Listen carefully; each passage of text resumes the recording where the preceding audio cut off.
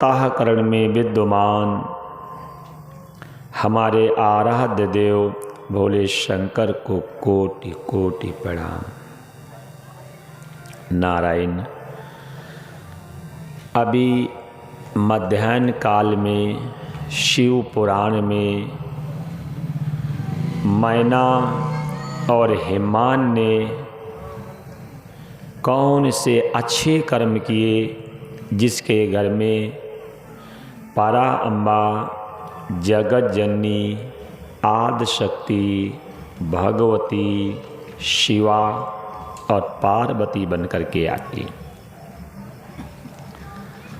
तो इस शिव पुराण में हम लोग चर्चा सुन रहे थे कि पितरों की 3 कन्याएं थी, मैना, धन्या और कलावती। सनत, सनंदन, सनातन, सनत कुमार, चारों महात्माओं ने तीनों कन्याओं को श्राप दिया है। और जब तीनों कन्याएं रोने लगी हैं तब महात्मा जी को दया आई है और महात्मा जी ने कहा, मैना, सतयुग में आपका विवाह हेमान के साथ होगा। आपके घर में परा अम्बा जगत जननी आदि शक्ति भगवती सती पार्वती के रूप में अवतरित होंगी और भगवान शंकर को अर्पण करने के बाद पुनः आपको पितृलोक की प्राप्ति हो जाएगी। मैना धन्या से कहा कि आपका विवाह त्रेता में राजा जनक के साथ होगा। आपका नाम होगा सुनैना। परा अम्बा जगत जननी आदि शक्ति भगवती लक्ष्मी सीता बनकर के आपके घर में अवतरित होगी और सीता जी को राम को अर्पण करने के बाद आपको पितृलोक की प्राप्ति हो जाएगी। मैना, धन्या और कलावती से कहा कि आपका द्वापर में विवाह वृषभान वैश्य के साथ होगा और आपका नाम होगा कीर्ति। आपके घर में परा अम्बा जगत जननी आदि शक्ति भगवती राधा जी का प्रादुर्भाव होगा और राधा जी को कृष्ण को अर्पण करने के बाद पुनः आपको पितृलोक की प्राप्ति हो जाएगी। आज वही पितरों की कन्या मैना हेमान के साथ विवाह होता है। हेमान और मैना ने कई हजार वर्षों तक तपस्या की और जब कई हजार वर्षों तक परा अम्बा जगत जननी आदि शक्ति की उपासना की और ध्यान रखना, उपासना कभी उधार नहीं होती है। लोग कह देते हैं कि हम रोज़ पूजा करते हैं, रोज़ मंदिर जाते हैं, रोज़ पाठ करते हैं, रोज़ जाप करते हैं, रोज़ कथा सुनते हैं, हर महीने में तीर्थ जाता हूँ, लेकिन ईश्वर मेरी सुनता नहीं है। ईश्वर को दोष नहीं देना चाहिए, ईश्वर को दोष नहीं देना चाहिए। ईश्वर तो सुनता है लेकिन हमें सुनाने की कला नहीं है। ईश्वर सुनता है लेकिन हमें सुनाने की कला नहीं है। ईश्वर के लिए कहा गया है, सर्वतः पाणिपादम तत्सर्वतो शिरोमुखा। सब और उसके कान हैं, सब और उसके मुख हैं, सब और उसके आँख हैं। ईश्वर के लिए कहा गया है, सर्वतः पाणिपादम तत्सर्वतो शिरोमुखा। सब और उसके हाथ हैं, सब और उसके पैर हैं, सभी और उसके कान हैं, सभी और उसके नेत्र हैं, सभी और उसका मुंह है। इसलिए ईश्वर को दोष नहीं देना चाहिए, हमें अपने को दोष देना चाहिए कि हमने ईश्वर को सुनाने की क्रिया नहीं सीखी है। ईश्वर को उपासना कैसे करनी चाहिए, ईश्वर को प्रसन्न कैसे करना चाहिए, ईश्वर को कैसे मनाना चाहिए, ईश्वर को कैसे रिझाना चाहिए, हमें अभी आता नहीं है। इसका कारण यही है कि अभी हमने जाना ही नहीं कि ईश्वर कहते किसे हैं। आपके सामने प्रमाण है कि मैना और हिमान दोनों लोगों ने परा अम्बा जगत जननी आदि शक्ति भगवती की उपासना की है।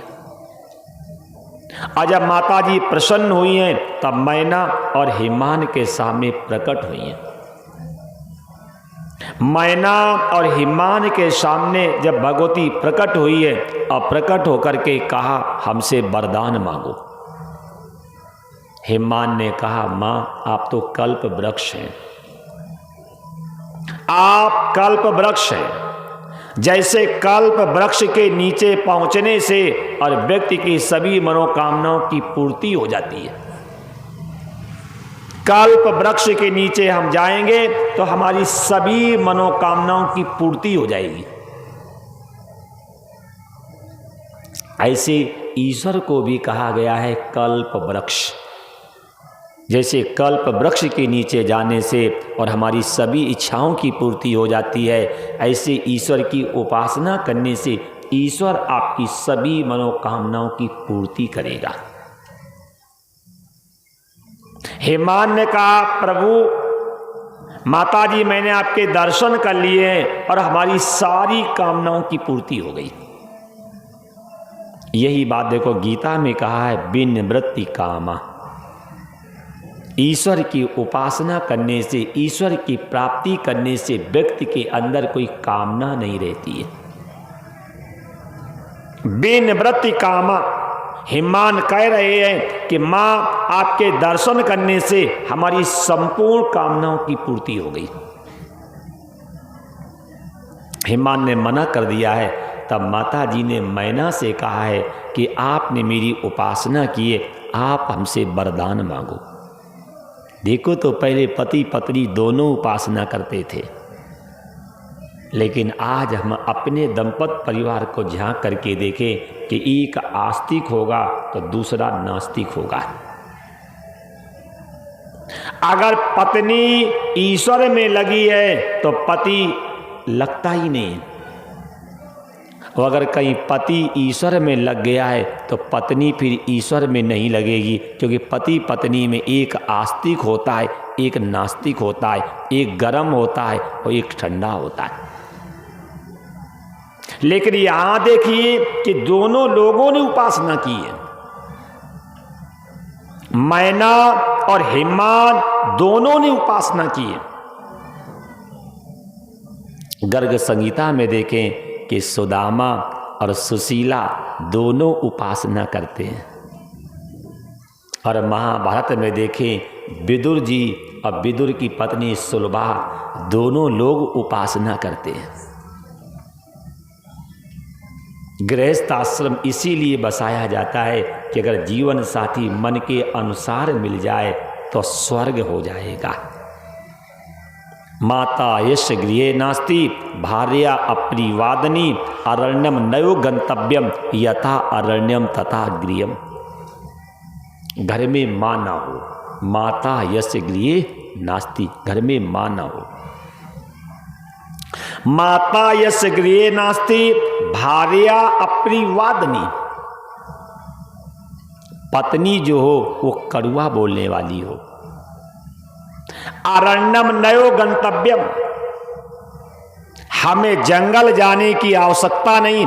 यथा अरण्यम तथा गृहम, जैसा जंगल है वैसा ही तो घर है। मंदिर में जाया करो, कथा में जाया करो, सत्संग में जाया करो, तीर्थों में जाया करो, आश्रम में जाया करो और ईश्वर से 5 चीजें मांगा करो। हाथ जोड़ करके मंदिर में खड़े होकर के ईश्वर से 5 चीजें मांगो। हे प्रभु, अगर जीवन में सुलक्षणा नारी ना मिले तो जीवन में कभी कुलक्षणा नारी भी ना मिले। ईश्वर से दूसरी बात कहनी चाहिए कि हे प्रभु, अगर जीवन में सुपुत्र ना मिले तो जीवन में कुपुत्र भी ना मिले। ईश्वर से तीसरी बात कहनी चाहिए कि हे प्रभु, अगर जीवन में सत्संग ना मिले तो जीवन में कभी कुसंग भी ना मिले। सत्संग मिलने से व्यक्ति का उत्थान होता है और कुसंग मिलने से व्यक्ति का पतन होता है। वही गोस्वामी जी ने कहा है कि गगन चढ़ई रज पवन प्रसंगा और कीचहि मिलहि नीच जल संगा। अगर धूल वायु का साथ करती है तो आसमान में चढ़ जाती है, और अगर वही धूल जल का साथ करती है तो कीचड़ बन जाती है। गगन चढ़ई रज पवन प्रसंगा और कीचहि मिलहि नीच जल संगा। और चौथी बात ईश्वर से कहो, प्रभु अगर जीवन में सत्संग कभी कुसंग भी ना मिले। और पांचवी बात ईश्वर से कहना चाहिए कि हे प्रभु, अगर जीवन में सदग्रंथ पढ़ने और सुनने का अवसर न मिले तो जीवन में कुग्रंथ पढ़ने और सुनने का भी अवसर न मिले। मंदिर में जा करके, तीर्थ में जा करके, आश्रम में जा करके और ईश्वर से 5 चीज़ों के लिए हमेशा कहना चाहिए। अगर जीवन साथी सुलक्षणा न मिले तो जीवन साथी कुलक्षणा न भी मिले। अगर पुत्र आज्ञाकारी न मिले, सुपुत्र न मिले तो पुत्र कुपुत्र भी ना मिले।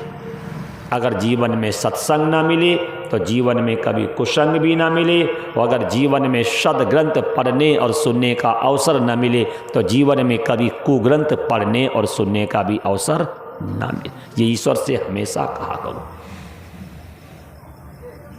क्योंकि गृहस्थ आश्रम बनाना या बसाना कोई बड़ी बात नहीं, उस गृहस्थ आश्रम को स्वर्ग बनाना ये बड़ी बात। गृहस्थ आश्रम तो कुकर सूकर भी बसाते हैं, और कुकर और सूकर जैसा अगर हमने भी गृहस्थ आश्रम निभा दिया तो हमें उनमें फर्क क्या रहा। गृहस्थ आश्रम बसाना बड़ी बात नहीं, गृहस्थ आश्रम को स्वर्ग बनाना ये बड़ी बात। लेकिन गृहस्थ आश्रम तब स्वर्ग बनेगा जब पति और पत्नी जब दोनों एक मत के हों।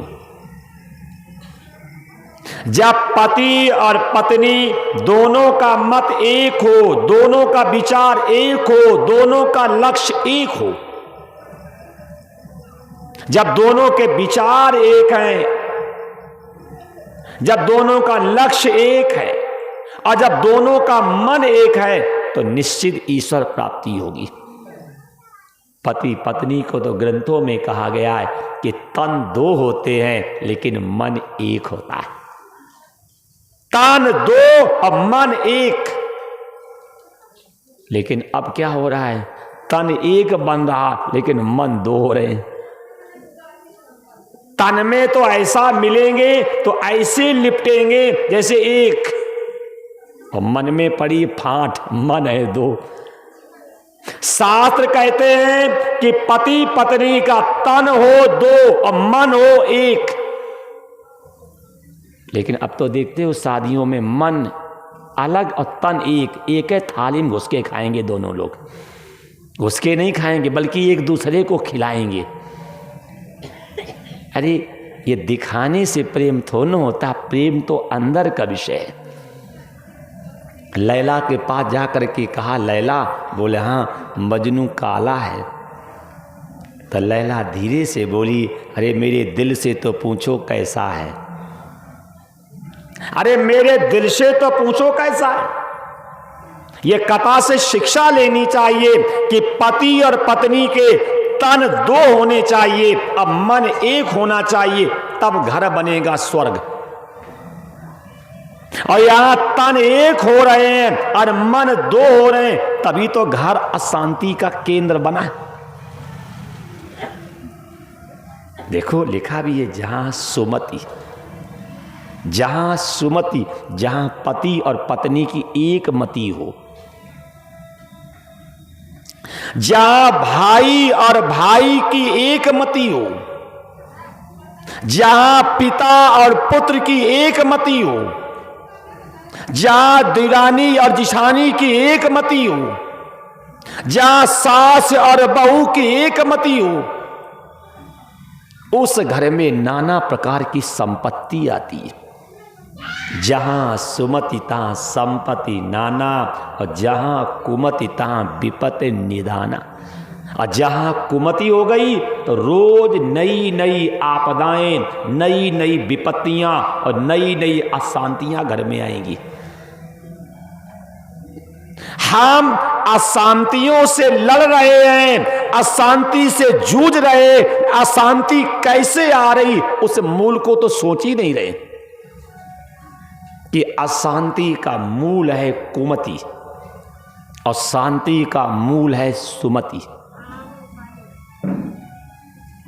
अगर शांति चाहते हो तो शांति के मूल में जाओ, और शांति का मूल है सुमति।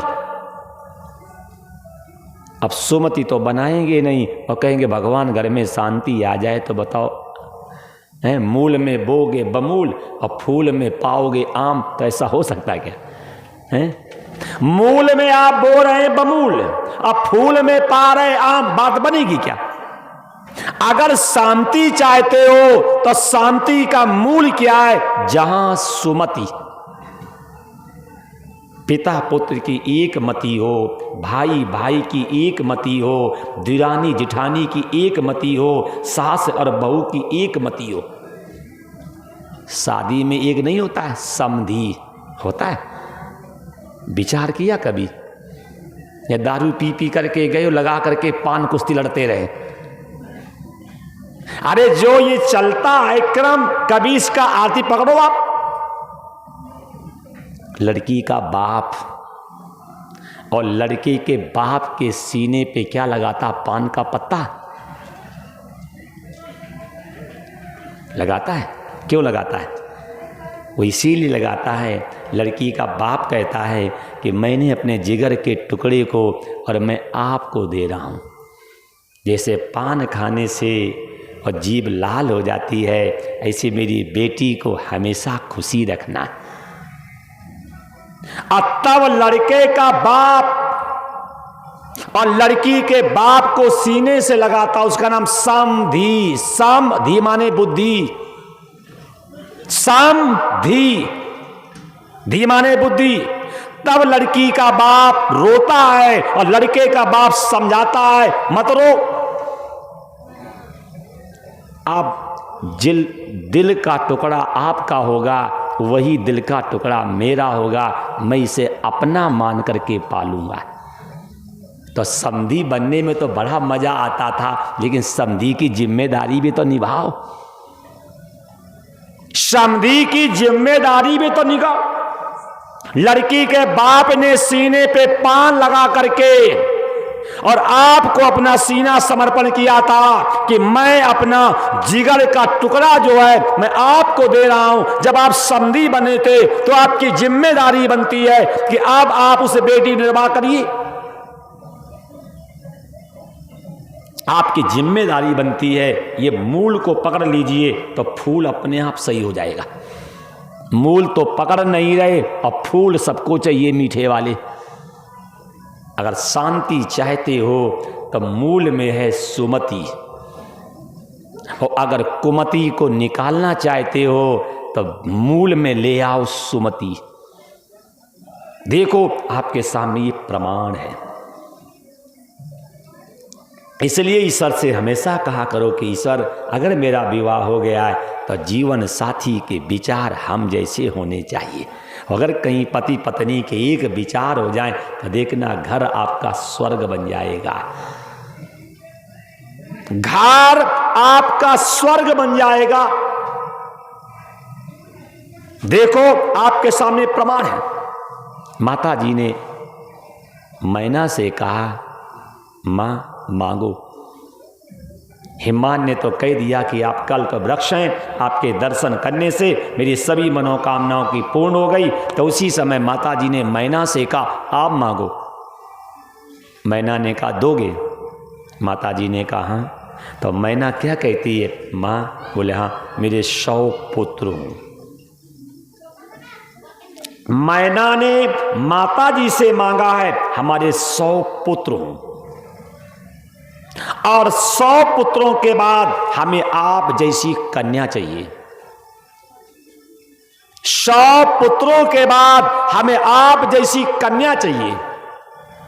देखो माता जी ने क्या कहा कि हम अद्वितीय हैं। ईश्वर को क्या कहा गया? अद्वितीय। अच्छा, अपने देश की कितनी आबादी है? 40-42 करोड़। इसे 130 के लगभग है। 25 तो पहले बोलते थे, 5 और बढ़ा लो भाई, हो सकता अभी जनगणना शायद कुछ दिन से नहीं होगी, बढ़ गए। जो भी हो, विश्व की आबादी शायद 7 अरब की है? लेकिन विश्व के 7 अरब के लोगों को खड़ा करो तो सबकी अकल और शकल एक सी है क्या? क्यों नहीं एक सी है? क्योंकि ईश्वर अद्वितीय है, और जब ईश्वर अद्वितीय है तो उसकी सृष्टि भी अद्वितीय है। ये माताएं रोटी बनाने में एक्सपर्ट होती हैं। इनको 1 किलो आटा दो और इनसे कहो कि 20 रोटी बिल्कुल एक सी होनी चाहिए, बना देंगी क्या? नहीं बना पाएंगी, क्योंकि ईश्वर अद्वितीय है। और जब ईश्वर अद्वितीय है तो उसकी कृति भी होगी अद्वितीय। वृक्ष की एक डाली तोड़ के लाओ और उसके 50 पत्तों को देखो, क्या 50 पत्तों को एक सा देख सकते? ये शिक्षा लो कि ईश्वर अद्वितीय है तो ईश्वर की सृष्टि भी अद्वितीय है। ईश्वर की सृष्टि भी अद्वितीय है। तब माता जी ने कहा कि हम तो अद्वितीय हैं, हम जैसा तो सृष्टि में मिलेगा ही नहीं। जब माता जी ने कहा अद्वितीय हैं, हम जैसी कन्या सृष्टि में मिलेगी नहीं, तो मैना क्या कहती है? अगर आप जैसी कन्या सृष्टि में नहीं तो आप स्वयं कन्या बन के आ जाओ। देखो, ये हिंदुस्तान की माताओं का प्रताप है। अगर सृष्टि में आप जैसी कन्या नहीं है तो आप स्वयं कन्या बन के आ जाओ। क्या शिक्षा मिली? पैसा मत मांगो, पैसा छापने की मशीन मांगो। पैसा मांगोगे तो खर्च हो जाएगा, और पैसा छापने की मशीन मांगोगे तो शांति मत मांगो। कभी भगवान से ये मत कहना घर में शांति आ जाए। अगर आप कहोगे घर में शांति आ जाए तो कभी खेत में जाओगे तो अशांति देवी वहां मिलेगी नहीं मिलेगी? क्यों? आप ही ने कहा घर में शांति आ जाए, और जब बाजार में जाओगे तो शांति मत मांगो, शांता कारम को मांगो। कभी मत कहो प्रभु घर में शांति आ जाए, और जब शांता कारम को मांगोगे तो जहां जाओगे वहां शांति रहेगी। पैसा मत मांगो, पैसा छापने की मशीन मांगो। मैना कह रही है अगर आप जैसी कन्या नहीं है तो आप स्वयं मेरे घर में पुत्री बन के आ जाओ। माता जी प्रसन्न हो गई, ये ठीक है, मैं आपके घर में पुत्री बन के आऊंगी। और जिसके घर में आदि शक्ति पुत्री बन करके आ जाए, आप बोलो वो गृहस्थ कितना महान है। देखो, राम तो सब चाहते हैं, राम तो सब चाहते हैं, लेकिन कौशल्या और दशरथ बनने को तैयार हो। अगर मेरी माताएं कौशल्या बन जाएं और पिताजी दशरथ बन जाएं तो आज भी घर में राम जैसा हीरा पैदा हो सकता है। अगर माताएं देवकी बन जाएं और पिताजी वसुदेव बन जाएं तो आज भी घर में कष्ट जैसा पुत्र पैदा हो सकता है। अगर पिताजी जमदग्नि बन जाएं और माताजी रेणुका बन जाएं तो आज भी घर में परशुराम जैसा पुत्र पैदा हो सकता है। ये कथा से शिक्षा लेनी चाहिए। अगर पिताजी हिम्मान बनेंगे और माताजी मैना बनेगी तो आज भी घर में कन्या आदि शक्ति की अवतार कह दें या आदि शक्ति का अंश कह दें या आदि शक्ति का भक्त पैदा होगी। माताजी ने वरदान दे दिया, माताजी अदृश्य हो गई, ईश्वर की कृपा हुई, इनके 100 पुत्र पैदा हुए। और जब ईश्वर की कृपा से इनके 100 पुत्र पैदा हुए और 100 पुत्रों के बाद इनके कन्या पैदा हुई। 100 पुत्रों के बाद बोले इनके कन्या पैदा हुई। और जब 100 पुत्रों के बाद जब इनके कन्या पैदा हुई तो क्या कहते,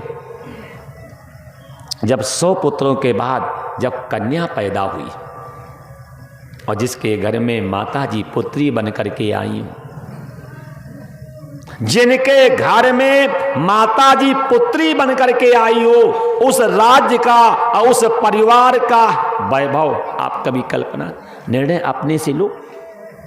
अगर आपके घर में कोई कन्या संस्कारित है तो जब उसकी विदाई होती है तो पूरा मोहल्ला रोता है, अरे कितनी संस्कारित कन्या थी, मेरे मोहल्ला से लक्ष्मी चली गई।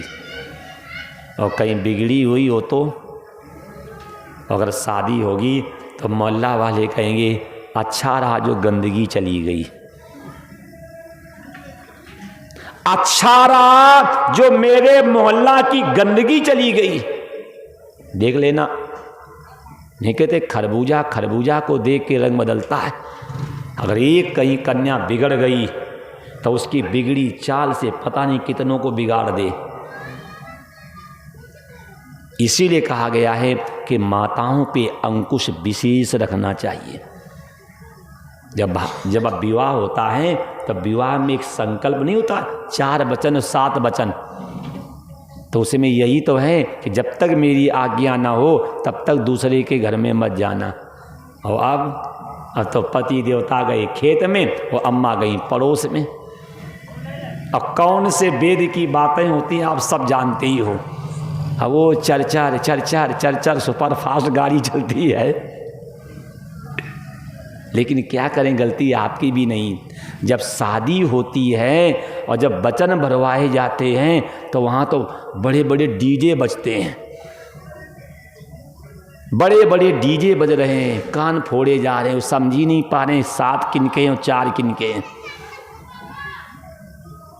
अगर सही तरीके से विवाह के समय पंडित जी ने 4 वचन उनके और 7 वचन उनके भरवाए होते तो शायद दुख के समय बात याद आई होती। शायद दुख के समय अब वो जो वचन भरे थे शायद याद आवे। तो ये मैं भी आपसे कहता हूं, जब विवाह हो तो थोड़ा वहां पे समझौता मत करना, वहां पे सही ढंग से किसी विद्वान को बुलाना और बुलवा करके वैदिक रीति के साथ विवाह करना। प्रमाण देख लो, जब राम जी जंगल जाने लगे तो राम जी ने जंगल के कष्ट जो थे वो सीता जी के सामने बोले हैं। जंगल में मेरे साथ चलोगे, कोल भीर किरात मिलेंगे, सर्दी गर्मी ओले हवा तूफान पानी मिलेगा। तो सीता जी क्या कहती, जिस समय वशिष्ठ जी विवाह करवा रहे थे और उस समय तुम्हारे साथ जब मैं सप्तपदी भर रही थी और उस समय मेरे पैरों में छाले नहीं पड़े, अब जंगल में तुम्हारे साथ चलेंगे तो मेरे पैरों में छाले पड़ेंगे क्या। देखो सीता जी को विवाह की बात याद आई है और भगवान राम से कहा है कि सप्तपदी के समय जब मैं आपके साथ पैदल चली तब मेरे पैरों में छाले नहीं पड़े, अब तुम जंगल में जाकर के तप करो और हम अवध में रह करके भोग करें। क्या यही मर्यादा है पत्नी के लिए? जिस समय सीता जी ने ये बात कही है तो राम जी का मुंह बंद हो गया। सीता जी ने यही कहा तुम जंगल में जाकर के तप करो और महल में रह करके भोग करें, क्या पतिव्रता नारी का यही धर्म है क्या? पहले विवाह की बातें दुख में याद की जाती थी, लेकिन अब तो विवाह की बातें याद क्यों नहीं आती कि पंडित जी को ही नहीं याद है। वो कहते हैं बर मरे चाहे कन्या। एक कथा आती है, दिल्ली में एक पंडित जी शादी करवाने गए, पी करके गए तो फेरे हो गए 10। तो नाई ने कहा पंडित जी चुप रहे, 3 फिर वापस करवाए गए 3 फिर वापस हुए। अब बताओ ये वर और वधू के जीवन से खिलवाड़ है कि नहीं? बोलो, ये कितनी बड़ी हम लोगों की भूल है कि किसी का परिवार बसने जा रहा है और हम वहाँ पी करके खिलवाड़ कर रहे हैं। ये कथा से शिक्षा लेनी चाहिए, ये कथा से हम लोगों को शिक्षा लेनी चाहिए, कथा से हम लोगों को प्रेरणा लेनी चाहिए, कथा से हम लोगों को उपदेश लेना चाहिए, कथा से हम लोगों को संदेश लेना चाहिए। अगर घर में कन्या संस्कारित है तो ध्यान रखना घर की खुशबू फैलेगी, और अगर कन्या में संस्कार नहीं तो ध्यान रखना घर की बड़ी दुर्गंध फैलेगी। घर में आपके दुर्गंध, आप देख लो, अगर भगवान राम ने मारा है तो सबसे पहले स्त्री को मारा है, और भगवान कृष्ण ने अगर मारा है तो सबसे पहले स्त्री को मारा है। राम जी से और कृष्ण जी से पूछा गया कि जिस माँ के पेट में तुम 9 महीने रहे, उस माँ के ऊपर हाथ उठाने में तुम्हें शर्म नहीं आई? जिस माँ के पेट में आप 9 महीने रहे और सबसे पहले आपने उसी माँ पे उठा दिया हाथ, तो भगवान राम क्या कहते हैं? जहां से संस्कारहीन, चरित्रहीन, दुराचारी, व्यभिचारी संतान पैदा हो रही, मैंने उस केंद्र को ही रोक दिया। क्योंकि संतान देना, संस्कार देना और संस्कृति देना, ये तीनों काम माताओं के हैं। इसलिए हम लोगों को कथा से शिक्षा लेनी चाहिए। पुत्र सुयोग होता है तो 1 कुल को तारता है, और बेटी सुयोग होती तो 3 कुलों को तारती है। पुत्र अगर सुयोग होगा तो 1 कुल को तारेगा, अब बेटी सुयोग होगी तो 3 कुलों को तारती है, पितृ कुल को, मातृ कुल को और पति कुल को। अब बताओ, जो 3 कुलों का उद्धार करे ऐसी बेटियों का अपमान किया जाए, और जो 1 कुल का शायद उद्धार करे तो ऐसे पुत्रों के लिए थालियां पीटी जाए। कौन सी बुद्धमानी? बोलो। घर में लड़का पैदा होता है तो दादी थाली पीटती हैं, मालूम किस लिए? अब लड़का पैदा हुआ, अलग चूल्हा जलेगा, अब हम बुढ़ापा पे थाली लेकर के भीख मांग मांग करके पेट भरेंगे। पूछो, आप दादी से पूछो, तो आप दादी से पूछो, घर में लड़का पैदा हुआ है, तुम थाली काहे बजा रही हो? इसीलिए बजा रही हो कि उनकी शादी हो जाएगी, अलग रहने लगी, और तसलिया लेकर के मोहल्ला में भीख मांगी तो पहले पीट रही। सब मोहल्ला वाले जान जाओ कि हम थाली लेकर के भीख मांगने आएंगी। अब बेटी पैदा हो तो हमने कई देखा दादियों को, तो कहा जलता हुआ दीपक बंद कर दें। क्या घटिया सोच। बेटी पैदा हो रही तो दीपक बुझा रही हैं, और लड़का पैदा हो रहा है तो थलिया बजा रही हैं। अरे बेटी पैदा हुई है तो किसी के घर का दीपक जलेगा कि बुझेगा? बेटी पैदा हुई है तो किसी के घर का दीपक जलेगा, चिराग जलेगा, परिवार बसेगा। हो सकता है कि नतनी की शादी के पहले दादी की अर्थी उठ जाएगा। देख लेना, घर में लड़की पैदा हो कि दादी का एकदम बल्ब फ्यूज। हो सकता है कि नतनी की शादी के पहले दादी की डोली उठ जाएगा। ये कथा से शिक्षा ले लेना। जिस समय हिमान के यहाँ कन्या हुई है तो कहते उत्सव छाया है। जिन फूलों की ऋतु नहीं थी वो फूल भी खिल गए। मतलब जिन फूलों का ऋतु नहीं था वो फूल भी खिल गए। झरनों में पानी निकलने लगा और कुसमय में मौसम सुहाना हो गया। ये शिक्षा लेनी चाहिए कि अगर बेटी सुयोग्य होती तो घर में अनुकूलता आती है, घर में अनुकूलता आती है। अब देख लो, कंस जब पैदा हुआ था, कंस जब पैदा हुआ था तो गौएं रमा रही थी, कुत्ते भौंक रहे थे, सियार रो रहे थे, ब्राह्मण लड़ रहे थे, माताएं केस खोल के घूम रही थी। कंस पैदा हुआ था तो ऐसी अशांति बढ़ी थी। और इधर कह रहे हैं कि जब माता जी के यहाँ कन्या पैदा हुई तो शांति बढ़ी।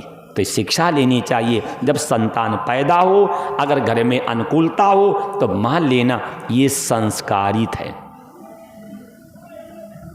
और संतान पैदा हो अगर घर में अनुकूलता नहीं है तो लक्षण लगा लेना कि ये मेरे कुल के लिए हितकारी नहीं।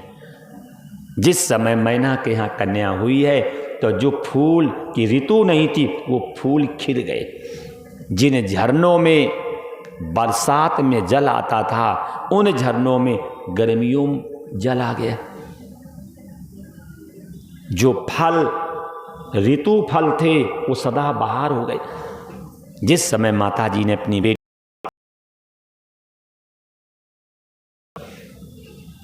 उसी समय नारद जी आए हैं और नारद जी ने आकर के कन्या का हाथ देखा है। और जैसे नारद जी ने कन्या का हाथ देखा है और कन्या के हाथ को देख करके बताया, माँ बोले हाँ इसका पति मतलब इसका सुहाग जो है वो अमर होगा। पतिव्रता नारियां इसके नाम को लेकर के जीवन नहीं कहती थी तेरा पार्वती के समान सुहाग हो। माता बताने लगी इसका सुहाग अमर होगा। पतिव्रता नारियां जो होंगी वो इसके नाम को लेकर के जिएंगी। लेकिन कुछ कमी है। बोले क्या? मतलब उसका कुलय नहीं होगा। इसका पति जो होगा अकुलीन होगा, दिगंबर होगा, अमानी। अब ये तो बातें सब गड़बड़ हैं। उस जमाने में तो गड़बड़ थी लेकिन इस जमाने में गड़बड़ नहीं है। इस जमाने में तो लड़की वाले पूछते हैं घर में हैं कई लोग। बोले बाप मर गया, बहुत बढ़िया। सास मर गई, बोले और बढ़िया। अब तो सोचते हैं अकेला बाणासुर है क्या। लेकिन पहले अगर दो चार नहीं होते थे तो लड़की वाले विवाह नहीं करते थे। कहते थे मैं उस परिवार में अपनी बेटी का विवाह करूंगा जो परिवार फूला और फला हो। एक महात्मा जी के पास एक लड़का गया, रोने लगा। तो महात्मा जी ने कहा काहे रो रहे हो? बोले महाराज पत्नी बहुत पीटती है। तो महात्मा जी ने कहा एक काम करो, वॉशिंग मशीन तोड़ दो। उसने कहा महाराज वॉशिंग मशीन तो ससुराल में मिली है, अगर उसे हम तोड़ देंगे तो पत्नी हमें तोड़ देगी। तो महात्मा जी ने कहा एक काम करो। बोले हाँ, वो वॉशिंग मशीन का तार काट दो। पढ़ा लिखा था, लहरेपुर का होगा। बोले महाराज जी वॉशिंग मशीन का और पत्नी से क्या मतलब है? महात्मा जी ने कहा जब वॉशिंग मशीन का तार काट दोगे और खादी भंडार के कपड़े पहन दो और खूब जमीन में बैठ बैठ के गंदे करो और उन कपड़ों को जा कर के पत्नी से कहो रोज धो। और जब वॉशिंग मशीन होगी नहीं तो ले करके हाथ में मुगरी और भटाभट भटाभट भटाभट पूरी गुस्सा उसी पे उतार देगी। और जब तुम ऑफिस से जाओगे तो ठंडी मिलेगी और तुमने घर में रख रखी वॉशिंग मशीन तो गुस्सा तो पूरी भरी पड़ी है। तो या तो टिल्लू पे उतारेंगी और नहीं तो टिल्लू के पापा पे उतारेंगी। देखो ये है संतों के शब्द। क्योंकि अगर संयुक्त परिवार होता था तो थोड़ी चूचू में दुरानी से हो गई, थोड़ी जिठानी से हो गई और थोड़ी सास से हो गई, और जब तक तुम दुकान से घर में गए तो अम्मा ठंडी हो गई हैं। अब घर में कोई है ही नहीं, सास है ही नहीं, दुरानी है ही नहीं, जिठानी है ही नहीं, नंद है ही नहीं, और खा खा के काजू बादाम भरी बैठी। अब बताओ गुस्सा उतारे कहा। इसलिए आज परिवारों में निभ नहीं रही। पहले क्या होता था, संयुक्त परिवार होता था, सही बात है कि नहीं। और जब संयुक्त परिवार होता था और जब आप शाम तक जाते थे, वो लड़ झगड़ करके सब ठंडी हो जाती थी। जिस समय नारद जी ने कहा मैना से इसका पति होगा अकुलीन, न पिता न मां न दादी न बाबा न परदादी न परदादा, मैना ने कहा मैं विवाह नहीं करूंगी, मैं अपनी बेटी ऐसे कुल में दूंगा ही नहीं जिसमें कोई घर में डांटने वाला ना हो। देखो ये शिव पुराण है।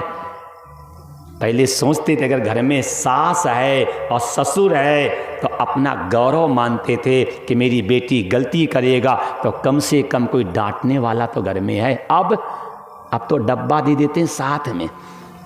किस लिए डब्बा दे दिया? अगर मान लो कहीं ससुराल में कोई बात कही गई तब तुरंत डब्बा मिला दिया।